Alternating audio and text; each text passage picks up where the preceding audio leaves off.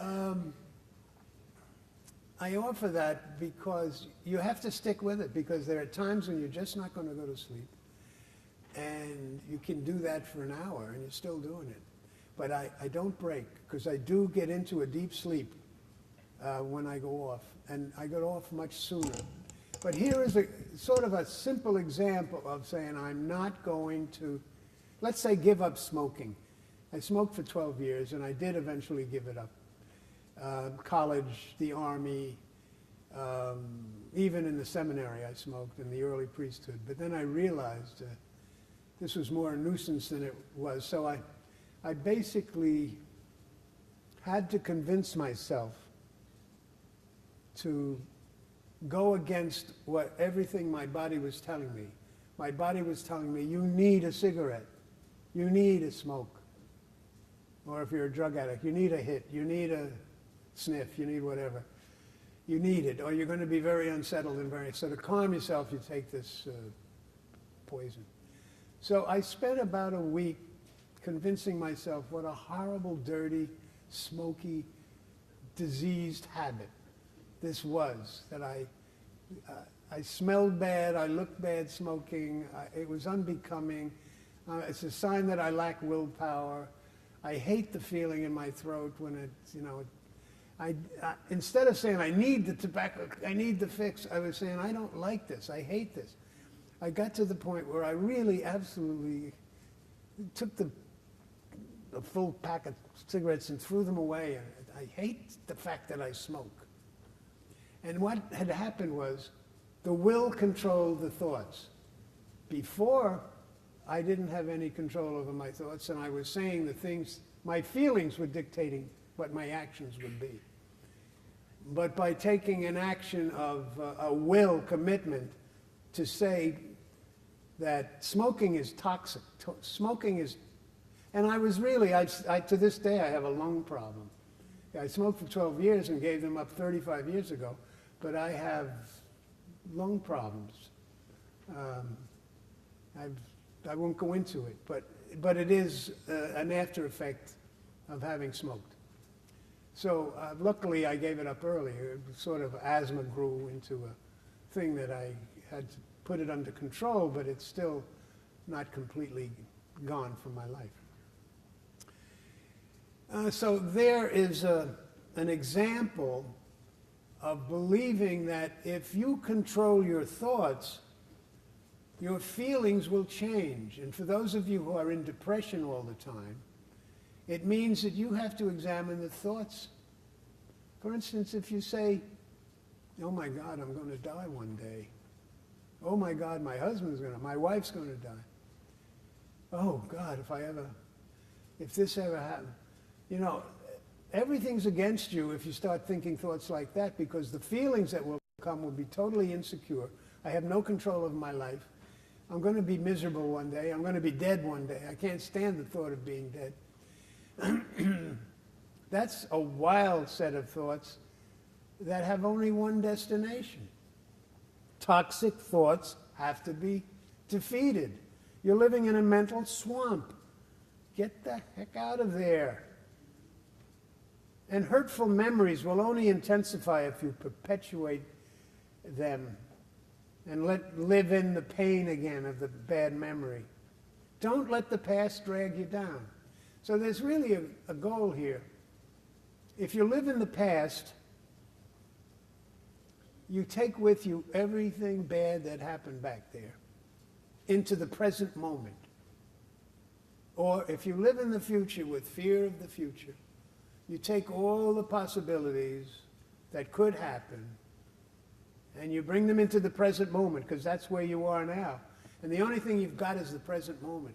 So you deliberately make the present moment toxic. Don't live in the past. Don't let the past drag you down. That's an easy thing to say. But the will says yes or no.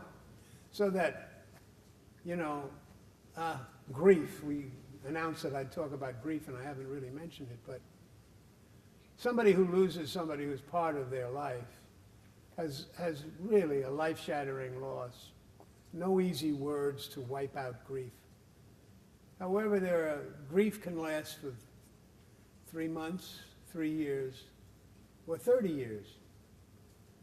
If you are so sick that you feel you want to crawl into the casket and get buried with your spouse, you may feel that way for a while, but that isn't life. Life is a gift. And I had a letter from a doctor once. When I was at the Christophers, we had a news note. And the news note was basically about you can make a difference. You were put on earth to make a difference. There's a job that you have to do that nobody else can do. And that job has not necessarily become clear. You may not know exactly what does God want me to do because it hasn't been revealed to you. Sometimes the most important thing you can do happens to you later in life. It's like the beautiful bud on a certain cactus plant. It can go 15 or 20 or 25 years as a dry stub, stickly, and in the 20th year, a beautiful big white flower pops out on top. After 25 years, its whole purpose was to not let the species die, and suddenly the flower comes out, and the hope for survival and the reproduction of the plant. Oh, it's a symbol. You know who taught me that? Fred Rogers, Mr. Rogers.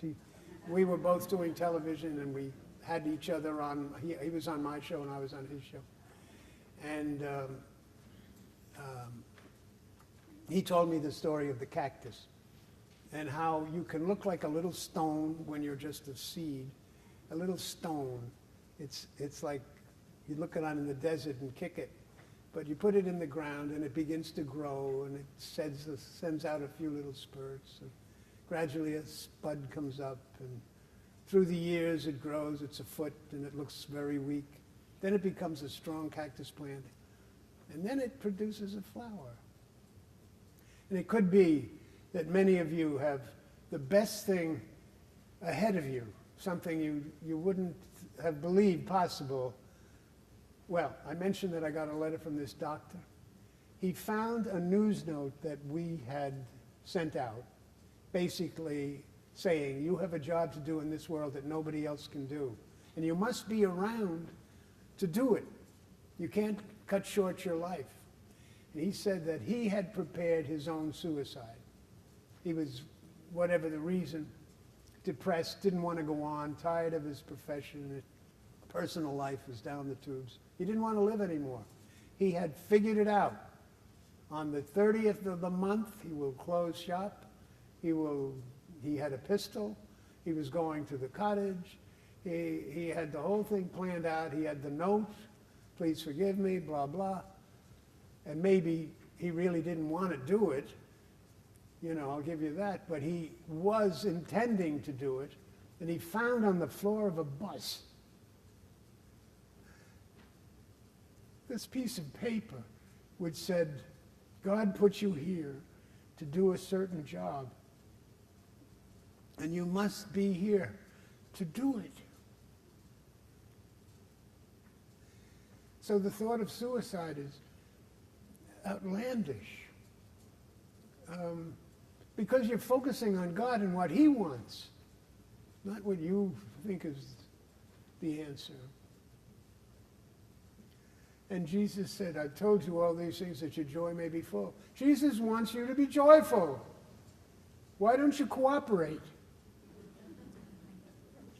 I often say, if you are at least a little bit joyful, please notify your face.